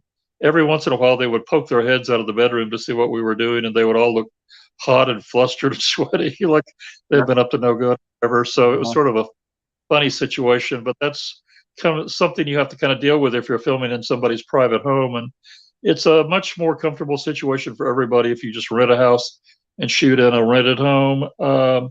Usually the rented homes aren't going to be so messed up with personal items, so that they're going to give you a cleaner look, and the house isn't going to look so junky on camera. But it's all depending on whether you have the budget. If your budget is so low, it's either a choice between special effects or a location. You should always go with special effects, because special effects give you what's called money shots. When you cut your trailer, you need to have, if you're doing a horror movie, you need to have what we call the money shots. The money shots are shots involving gore effects or bloody stuff or creatures of some kind. And so you've got to prioritize your money shots. In a low budget horror movie, money shots are the single most important thing. They're more important than location. They're more important than celebrity. They're like all important when you come to editing your trailer. And so nothing should be sacrificed. Nothing should be spent money on, rather, if it's going to make you have to sacrifice a money shot. Money shots always have to come first. Everything else comes I, after the money I shot. wondered about that because I know the movie took a while to shoot, and I know that Elaine had mentioned it to me, and when I watched it, the one thing that really sort of stood out for me was the fact that it just didn't it just everything was going fine, but the gore effects just weren't there. It was just like what happened, like was it just Oh yeah, it we just had we passed had away? we had spent a certain amount of money on getting the CGI shark done, and that pretty much was true. And then we also spent a little amount of money on an aborted facial makeup. We had a guy do facial appliances for our female lead that would suggest she was transforming into a female shark. But the facial appliances he made for her didn't really work. And so we ended up, after we had paid for them, we didn't use them. All we used were the teeth that he made for her. Right. So we ended up not using a lot of the stuff that was made for the movie that we had already paid for. And so that pretty much ran through our effects budget. And then when we came to, however, our distributor covered the cost of the CGI shark stuff. They told us we should just go. We just told them we would go to an aquarium and shoot live sharks in the aquarium everywhere a shark appeared in the movie. And then we would give them that edit of the movie, and then they would replace all the live shark shots with CGI, and they would have their New York CGI guy do all those shots. So when you watch Shark Exorcist, every time you see a CGI shark, that is the work of the Wild Eye releasing CGI artists doing the shots that replaced the live shark shots that we turned in. So our shots that we turned in were basically bookmarked shots to hold the place, just to indicate to their CGI artist where he needed to put a CGI shark. I think that's what Spielberg did, right? I mean, he did that in Jaws. Every time where he needed to have a shot of the shark, he put a live shark in to cover it, because he couldn't. Well, there's a few live sharks that made it into the final version of the movie, like in the scene at the very end when Richard Dreyfuss is in the shark cage and a shark is battering on the shark cage. Some of those shots are live sharks. So there's a few live sharks that actually made it into the final edit of Jaws, but not as many as were filmed. But a few of them did make the final cut. Yeah, you mentioned somebody earlier. I was going to go back and talk and ask you about this, because you really do seem like the actress director. That's really the first impression I'm getting tonight, is that you really care for your talent. I mean, they're people to you. They're not just, they're not parts of a movie. They're the heart of the movie. That's what I'm getting from you. So let me ask you a little bit. Let me ask you this question, a couple of questions before we wrap this up. And if you have any questions for our guests tonight, feel free to drop them in the chat, and we will go ahead and feed them on to Donald Farmer. One thing I wanted to ask you about was, you mentioned that you work with Dana Plato. Now, some of the guests here, or some of the people in the chat, might not remember who Dana Plato was. She was a young upcoming actress who starred in a TV series called Different Strokes. Different Strokes, with Gary Coleman and Conrad Bain on Todd Bridges. Now, when you worked with her, was that your first encounter with an actor or talent that had problems at that time, or did she manifest problems to you during her shoot? Do you remember? Oh, I remember perfectly working with her, and she was a dream to work with. She was a complete professional. Now, when I hired her, this was just a few months after she had been arrested for robbing a video store in Las Vegas. So at the time I hired her, she was on probation. And in order to hire her, I had to contact her probation officer and put in an application to provide Dana with out-of-state employment, because she had to have permission to leave her state in order to travel to Georgia to work with me. So basically, I submitted this application to her probation officer. He approved it. She was given probation. And then also her agent, she had an agent who traveled with her to Georgia, and he was her babysitter to make sure she didn't get any trouble. So when she arrived at the airport and we picked her up, she arrived with her agent, who was basically there as her babysitter to make sure, that we didn't have any trouble with her. But we didn't. She was a complete professional. She was very serious about learning her lines, and she had everything down cold. I don't think she ever blew a line. I don't think we ever had to do more than 1 or 2 takes on anything she shot. And so she was just a dream to work with. I mean, the only thing out of the way where she was not prepared for what we were filming is we told her she was going to be playing a TV anchor woman. And then when she showed up with, jeans and a floppy shirt. And she said she really didn't have any TV anchor woman clothes because she said these were the only jeans were the only kind of clothes she had. So, but that was not a problem, because we had a big budget on that movie, so we had no problem. I had no problem getting our executive producer to cough up some bucks so that I could take Dana to the mall and go shopping with her. So that's what I did. I got him to give me a few $100s. I took Dana to the local mall in Atlanta, and we had a nice afternoon going shopping together. And we bought all her anchor woman clothes, and after that, she was set to go, and she really, impressed me with her professionalism. Both her and Brigitte Nielsen on that movie were just total professionals and had all their lines down cold, never made a mistake. I mean, I have worked with celebrities before who shall remain nameless, who have not been that professional and who refused to memorize their lines and wouldn't say what was in the script and wanted just ad lib. But I had no problem like that whatsoever with Dana, and she was just a dream to work with. I was more interested in having Dana in the movie, not because she was on Different Strokes.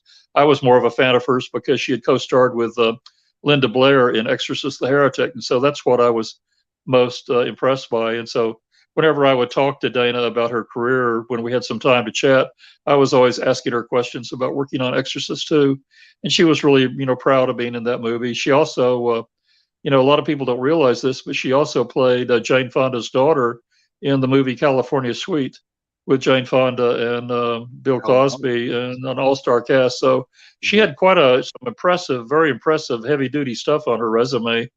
And so we were very lucky to be able to get her in our movie. It's just after this arrest for the robbery, she was trying to prove to the industry that she was a dependable actress and that she could be counted on. And so I think for her, doing my movie was a way for her to demonstrate to everyone that she was still a professional and that you could count on her to do a good job if you hired her. And so, and it worked to her advantage, because right after our movie, she was immediately hired on another movie. I was going to say, I was going to ask you if was your movie her last one? No, right after our movie, she went straight from our movie into a Frank Stallone movie. So, which had a much bigger even budget than ours. Our movie was $250,000, and the Frank Stallone movie was more like a $500,000 or $750,000. So she went straight into this slightly bigger movie right after our movie, and she had a bigger part in that movie. In our movie, she was the second female lead, but in the Frank Stallone movie, she was the female lead, and her picture was the most prominent picture on all the posters. That movie was called Lethal Cowboy. Lethal Cow. I have to look that one. I don't think I have to ask Gareth about that. It was the same guy that played her boyfriend in my movie, also played her boyfriend in Lethal Cowboy. So he got to do 2 movies with Dana back to back. Right. She was a real sweet girl. It was really we all loved her, and she was just a pleasure to work with. She was just a real pleasure. Yeah. Yeah, you just seem to have a real knack to what do you think it is? How do you think you spot your talent? Why do you feel like you're do you feel like you're above, like when you can spot talent better than most other directors? Do you feel that way? Well, I mean, if you're dealing with an actor who's done other movies, it's very easy to just look at their previous movies and you can see pretty much what their capabilities are. I mean, I knew anyone who had done a TV sitcom like Dana had, where you have to film a new episode every week. You have a massive amount of memorization to do. If you're any actor who's like Christina Applegate on Married with Children, or Mary Tyler Moore, anyone who's ever done a weekly TV sitcom where you have to memorize an entire script every week, that person's got to have a very professional work ethic, have an incredible memory to be able to do that. Yeah. So when I was in LA, I went to several TV tapings. I went to an Andy Dick TV taping, and one with Tay Leone and a few others. And when you watch, I even went to one with Lucille Ball, watching her tape one of her TV shows. And when you watch these people go through the process of filming a 30-minute comedy show, it shows you, they don't have time to keep looking at the script and checking their lines. They have to come on set with the full script memorized so that they can just shoot whatever the director wants. The director doesn't have time for actors to be studying the script. So, if you hire somebody like that, you should expect that you're hiring a professional that'll be able to handle lots of dialogue. And so in my movie, I wrote Dana Plato's part, where I modeled her character after the fast-talking Rosalind Russell type characters from the 40s. I love it. The 40s, Rosalind Russell played these working girl secretary types, where she was always very fast-talking. In fact, when Jennifer Jason Leigh made the movie The Hudsucker Proxy with Paul Newman, her character was modeled after the old Rosalind Russell type, a fast-talking career girl. And so that's what I wanted Dana Plato to do. I wanted to give her a role of a fast-talking career girl.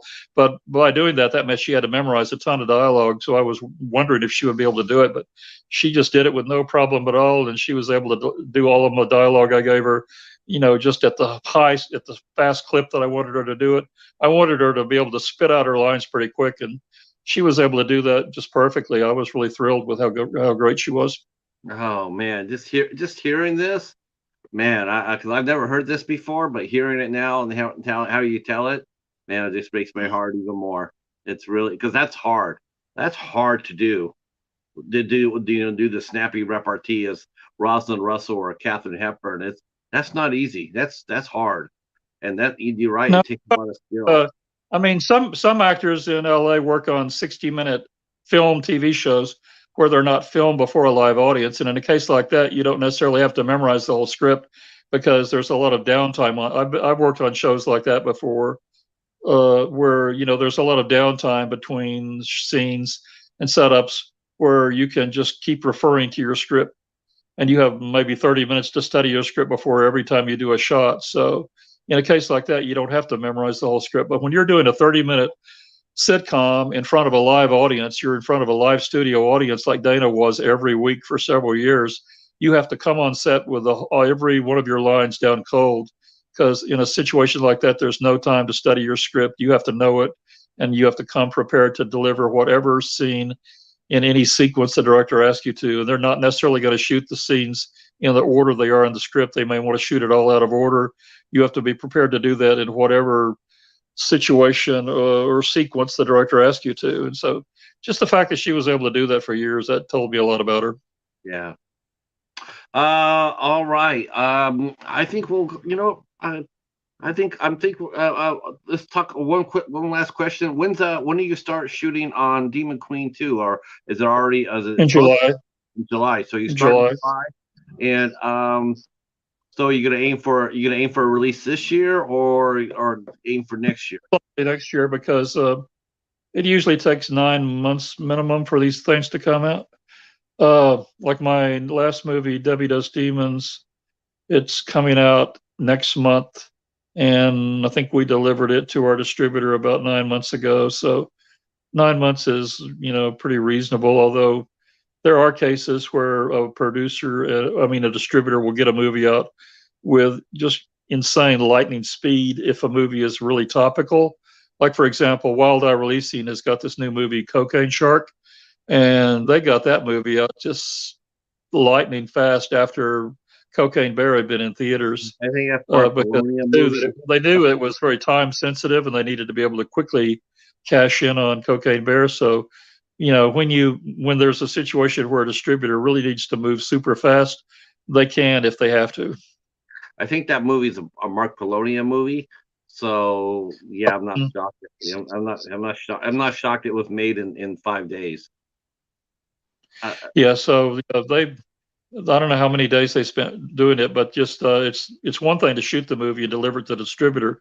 Then the distributor has got to get the cover art commissioned, and then they've got to go all through authoring the Blu-ray and having all the replication done before they can confidently announce a release date. And so all those post-production logistics have to be taken into consideration before they can announce a firm drop date.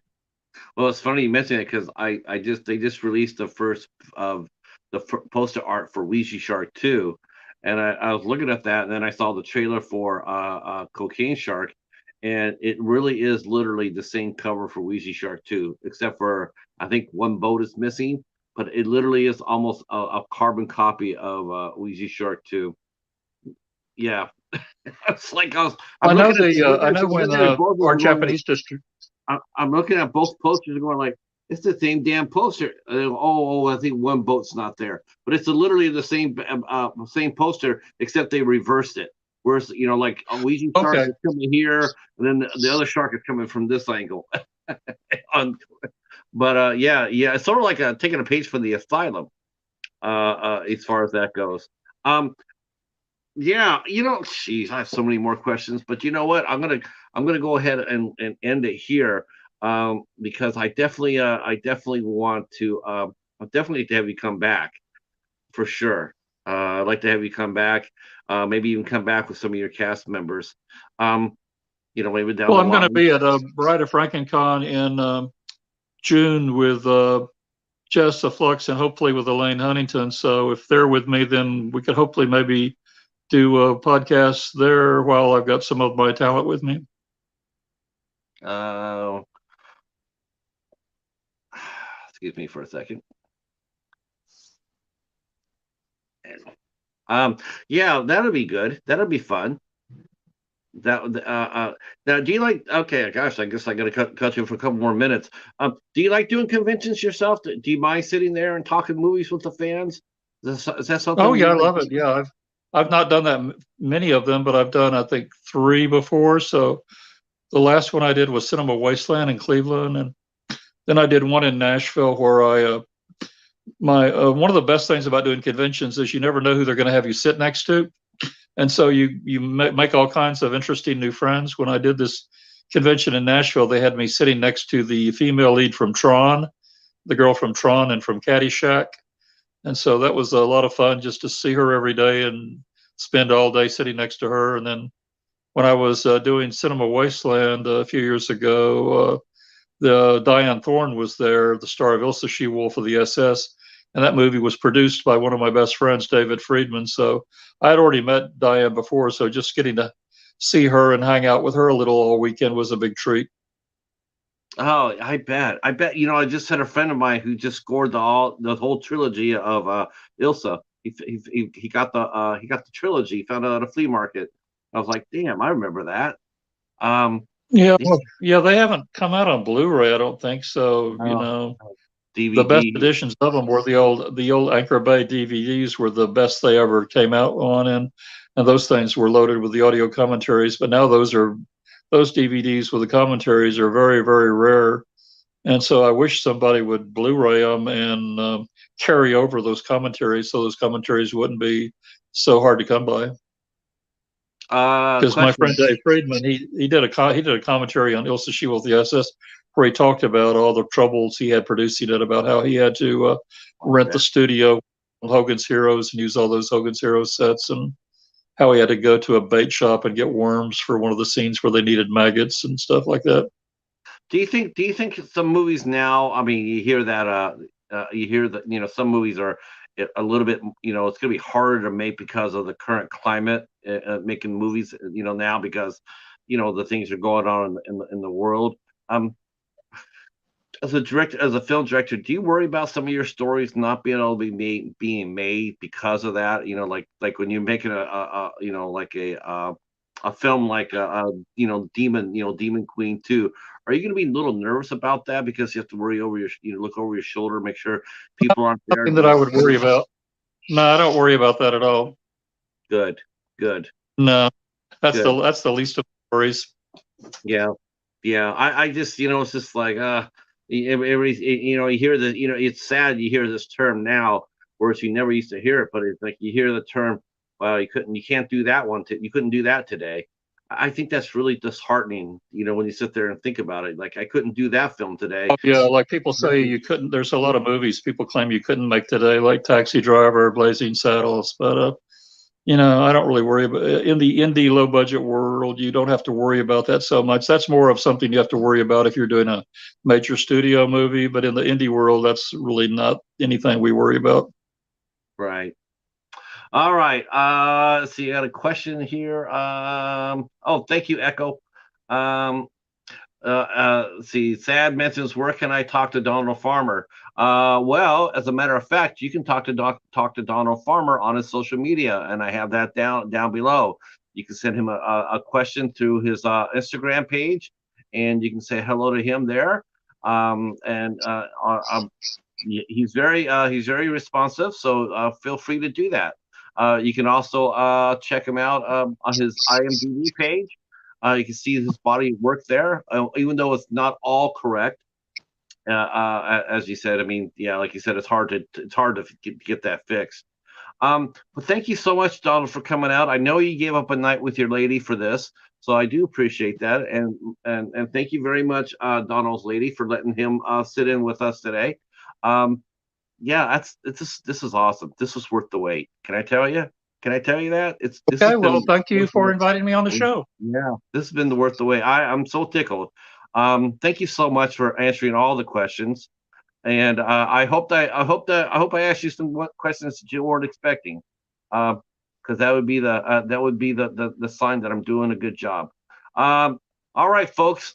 Thank you. Oh, thank you, Mayan. We do this every week. Every week. We do this every week. In fact, next Tuesday, we'll be back here on the 25th. We will be having singer-songwriter Rachel Deshane will be here with us at 8 p.m. On the 26th, we have filmmaker Pat Bradley here will be with us. Screenwriter and film director Pat Bradley will be with us on the 26th at 8 o'clock. On the 27th, we have actress and first-time film director Caitlin Clark Dargy will be with us at 8 p.m. You should, I'm going to send you a link to that. I want you to watch that show, Donald, for sure. This young lady, powerhouse, super inspiring young lady, super inspiring. Can't wait to talk to her. I think she's very talented. And then on the 28th, we have writer and social activist Alan Alberson will be here with us on the 28th of April at 8 o'clock. All right, that's all the time I got. I want to thank the chat for coming out there and rocking it out. Even to the troll that got hooked by the echo. Thanks for all coming out. We will see you. We'll see you on the midnight hour at 10:15. You stay right where you're at, Donald. I'm going to say goodbye to the chat. Thanks again. We'll talk to you soon. Peace. All right, bye.